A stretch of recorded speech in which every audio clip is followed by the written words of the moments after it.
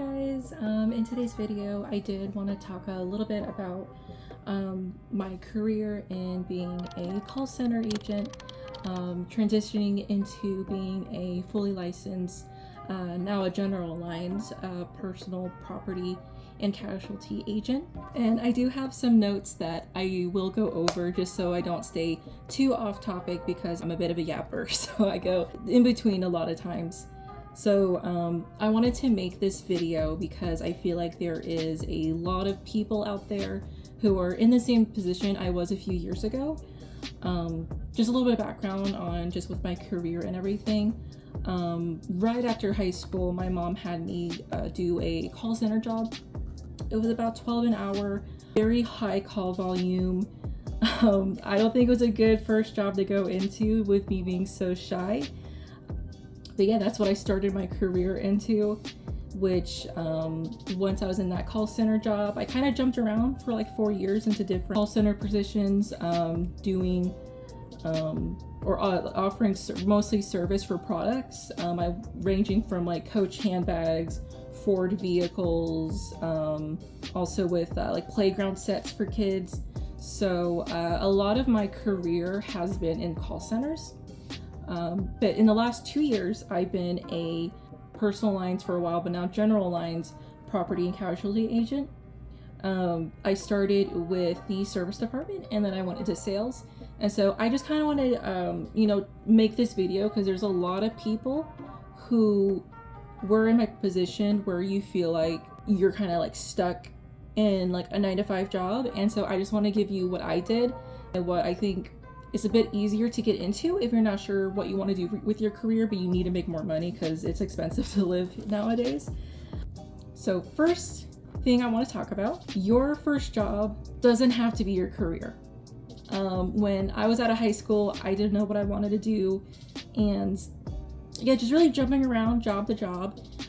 To me, 12 an hour was a lot out of high school because my friends were working at like fast food restaurants, making like less than that, and plus I'm just like kind of just sitting down, not doing a lot of manual labor. With that though comes a lot of mental stress. I know a lot of people probably have the experience of like being really depressing in a call center environment, and so that's just kind of what I was stuck in for like 4 years.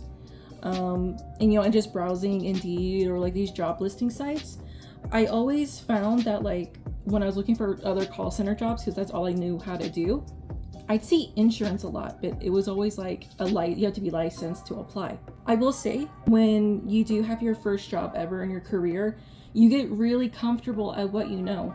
At first, you're not sure on like how the customers are going to be, but once you get comfortable with speaking to people on the phone, there are a lot of different jobs available to you. You do gain confidence, at least over the phone. Maybe in person is still a bit different, but people tend to do because you want to sound nice and polite on the phone.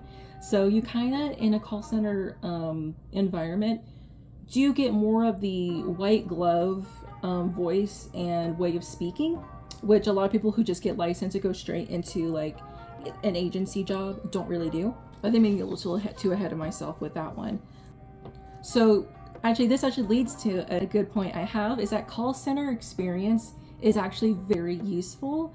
And it's something that when I went through my application and interview process, they found actually exceptional for what they're looking for, regardless if I had any experience with insurance. So after that call center job, I moved over to Texas. I got my license through my company, and that was actually like a really big change for me.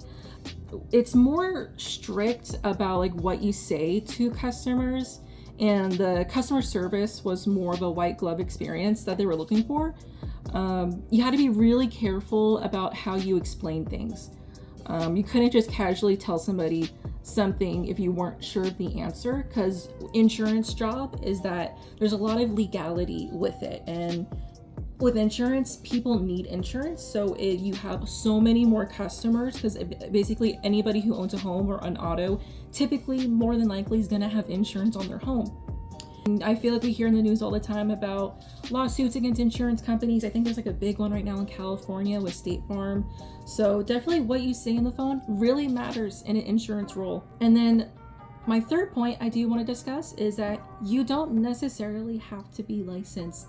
I was a believer of that, and that stopped me from getting into a licensed job a lot sooner than I could have, honestly, because I feel like you only need 2 years of experience, maybe even less than that if you're really good with your interview, to get the licensed agent job. So one thing that I didn't realize before getting into insurance is that some companies will actually pay for you to be licensed, and usually, at least in my experience with other listings I see online, they say similar things. You just go through a training, either it's 3 weeks to a month. Typically the company pays for the training, so you're not just training there 8 hours a day and not getting paid to do that, especially with a service role. Not too sure with sales, because I transitioned from service to sales. But yeah, they'll pay you, or not pay you, but they'll pay for you to get tested to pass your licensing exam, which if you want to do yourself, it's really cheap. It's about $30 for personal lines and then $50 for general lines. So they're affordable to take the tests. So even if they don't pay for the test, they are still pretty affordable tests to take. They're not like hundreds of dollars. And then number 4, your customer service experience can actually take you somewhere. So this is something I wish I understood earlier. When I was working at a call center, I didn't think, wow, I'm building skills that I'm going to use in insurance. I thought I would completely have to start over in my career and learn new skills. But really, it's really like you're just servicing another product. It's very similar, at least on the service side of things, minus how careful you have to say things, which I know for other call centers they're already pretty strict on that anyways, even though it's not too much legality on your end that you'd be at risk of. But you just have to be really careful of things you have to say. Is my biggest thing, I think, between the call center jobs, but they're really similar. With your call center job, you're going to bring things like dealing with angry people.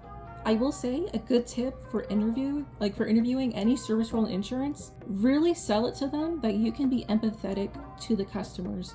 I feel like in insurance specifically, in the customer service role, empathy is something that's actually really hard to get out of agents. I'm not sure if it's just a different mindset that they have, but if you can bring to the table empathy and coming across as authentic over the phone, that is going to make you one of the top performers right off the bat. And I feel like with a lot of customer service call center roles, you do kind of have to swallow your ego and how they're talking to you, because you want a good metric. And so bringing over empathy is really good. Multitasking is really good over the if you're sending an email and talking to a customer, the amount of calls you do and emails you do. Learning to explain things calmly to somebody and not getting frustrated with them if they repeat questions when you feel like the first time you explain it to them pretty good. You have to be really patient with them and understanding. So these are really good things to bring over to an agency role. And what really excelled me in my agency, we are considered more of a, not really startup anymore, but they did start up in the 2015, 2016. So they're not super old, they're fairly new. And then this thing, I feel like I'm just talking my points throughout, this video, but definitely want to just say that insurance is a lot more regulated than I initially expected. And I thought with my regulations at call centers, they were pretty regulated, but these are very strict, and here's why. So there's definitely training and guidelines, but there's also a lot of responsibility on what you're saying. And it's, in legal terms, can be brought against you personally if your company doesn't want to help you out with those. So what I'm referring to are E&Os, errors and omissions. So those are some fines that you could potentially have to pay. Typically your company will pay them for you, but they may see you as a risk if you're costing the company a lot of money with the E&Os, because they can be very, very expensive fines. And it could just be as simple as saying, hey, that water damage claim, or not claim, but that water damage loss that you currently have, according to what I'm reading, is completely covered. You cannot say that unless you are a licensed claims adjuster. So, and if you say that, sometimes your company has to fork up the money to pay that claim, with initially in the guidelines, it was not going to be covered. So you have a lot of power in what you say. And I'm not trying to scare anybody, but it's just something you have to keep in mind and just be on your P's and Q's about, stuff like that. Your company should train you on that, but especially when you're training, all of that is listed, is going to be like on your, study material too. But I'd say that's a con. It's very like you have a lot of power on the phone. Which leads me to number 6, which is kind of number 5. So you really have to watch and I'll extend on that. So if you accidentally apply a discount that they don't qualify for, that's a problem. If you misrepresent something, even accidentally, if you misinterpret what you're saying or what you're reading on a declarations page or insuring agreement, tell that misrepresentation to the client. That is a big no-no. A good tip I say is leave everything vague and not a definite yes. Never leave anything a definite yes, which a lot of customers feel like you're scamming them when you do that. Usually what helps me with that is I assure them that like, hey, I know that I can't definitely say yes. This is verbatim what your policy says with that. If you want confirmation that this is going to be covered what you're specifically experiencing, I'm going to get you to the claims department. So you have to kind of work around them, and sometimes they're really pushing you to say it's covered. There's a reason for that, because they want to catch you saying it. So you have to be really careful with those type of customers too. And usually companies have insurance that producers like different coverages for those E&Os. So there is like a protection with you. Not every company, I think, does like covers them 100% depending on what they are. But you do have some protection with that because honestly, they're really common to get. And one tip I do want to say, do not risk your license just to get a sale or a metric. It's not worth your license. Don't do it. Don't risk it. Number 7 is getting licensed can definitely help your income. In my experience, it has helped me tremendously. It has improved my quality of life, which has made it easier to still be in like a call center esque job, but still handle like the customers without burnout, I guess is what I'm trying to say. I do want to talk a little bit about money because obviously that's a big reason many people move to insurance sales. I started at $12 an hour back in 2020. Once I got into insurance, the pay was significantly better. For property insurance, service jobs, I've seen listings of like $20 an hour or more. In my area, it's like $24, $25 an hour just for a service role. You don't have to sell them anything. And then in sales, it'd be a little different because you usually have a salary or base pay, and then you can earn commission on top of that. That's more of what I see. Some of them are commission only, but specifically with property insurance, I've seen more is that they do a base pay. I've seen the base pay salaries range from like $30,000 to $55,000 depending on your experience. And then with commissions, you have to hit a certain amount of sales before you get a higher commission percentage. So there's like an incentive of you doing better. You'll get like a higher percentage of how much you sell, like a typical sales job you would think would work. So I mean, I feel like that's no surprise there. Every company is different. I've done many interviews with different companies and they're all a little different. They have their benefits.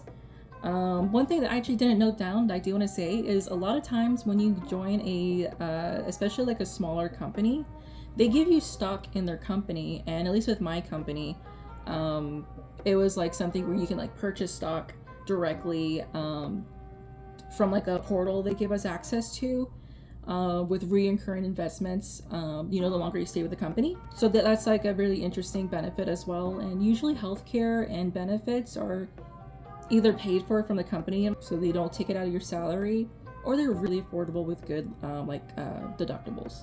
That being said, my next point I want to get into is service and sales are very different. I did start in service, as I previously stated. And service is basically helping people with their policies they already have, helping them with billing information, helping them explain what coverages or perils they are covered, and just handling escalations that the sales so they don't have to do that and they can just continue selling. So one thing I do want to say is that, especially if you're in a small company, move up in your company to have a good relationships with the salespeople, because you are servicing their policies that they're selling. and you want the customer to stay with us. You don't want them to change carriers or anything like that. So the better you are at handling customers, you're also benefiting the salespeople. And the premium, the renewal premium, is just money that we didn't have to work for, that the company or the sales agents, however the contract works with that, could be a little different, they're getting. So the better the services, the better money the company's making, and it's just better overall with the company. They're going to be a bit more financially stable. You're not going to be at risk of going bankrupt because nobody's staying with you guys. So basically, your service role is really important within your company, and it is treated more of like a corporate setting. So I feel like you are a lot more respected than in call center jobs. Being an insurance agent, I really haven't had any HR issues in my company specifically. I would say that for the service side.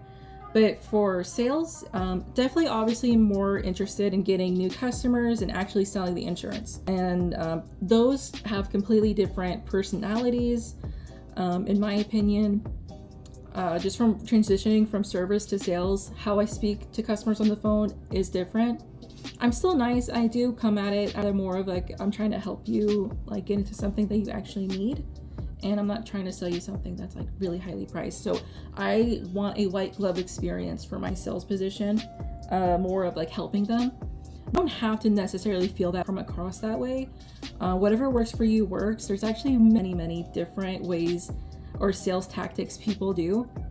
I feel like with service, there's usually like one clean way the company wants you to represent customers, but with sales, whatever works for you. So you are a bit more customizable with like how you speak to customers and how you come across the phone, as long as you're being respectful and you're abiding by the basic rules of being on the phones.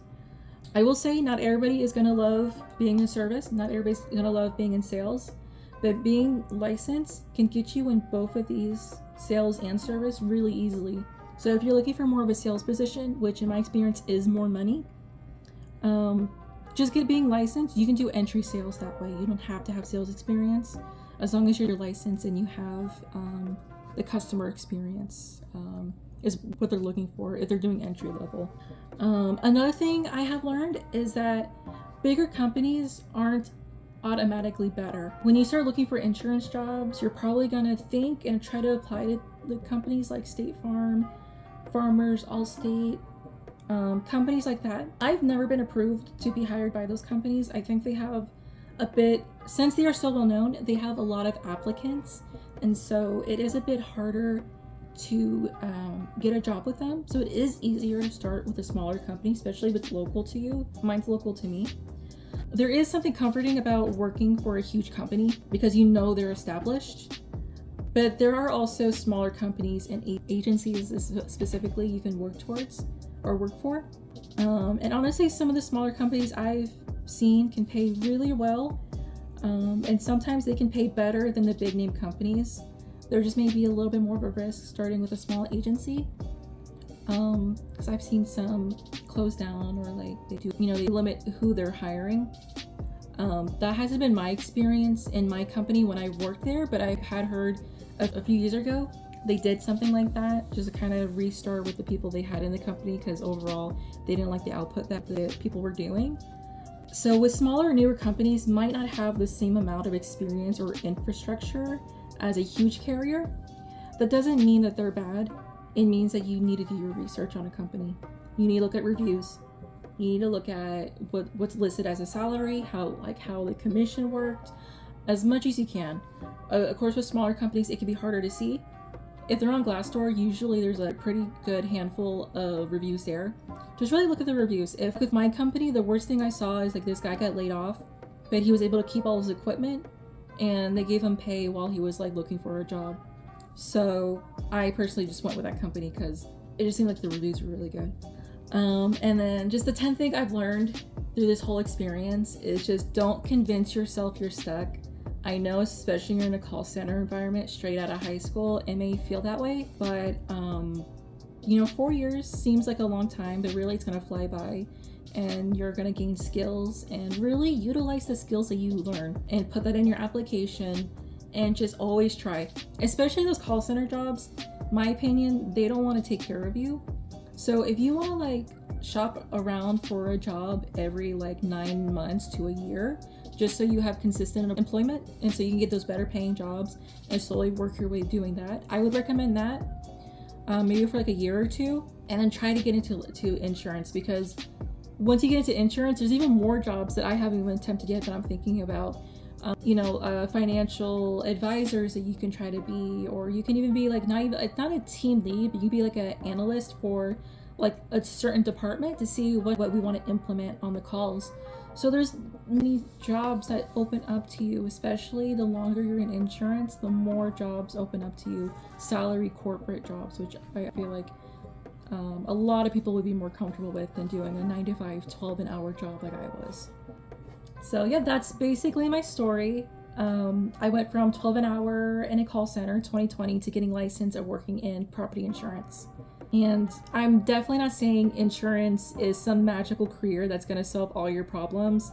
It has its own challenges. There's a lot to learn. It's a lot of learning and dedication. There's a lot of regulation with how you say things and like who you say them to. And then depending on whether you're in service or sales, it can be completely different, your experience. But if you're sitting in a call center right now thinking, I don't want to do this for the rest of my life, I feel stuck, I feel it's repetitive, I just want you to know that I was literally in that position not that long ago. You don't necessarily have to have everything figured out. I really didn't, especially when I got into insurance. I didn't know if it was going to be good or not. You just have to take the experience you have and just use it to the next thing. That's what's most important, because honestly, that's what I did.